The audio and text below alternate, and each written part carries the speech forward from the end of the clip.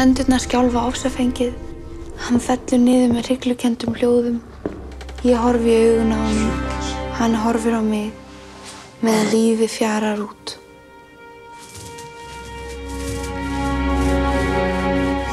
Stærsta spurningin í lífinu er þessi. Hvernig á að fara að því að lifa meðal manna?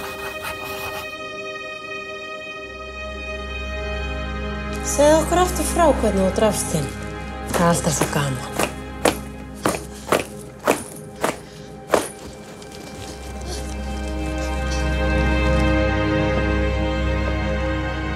Ég er komin heim.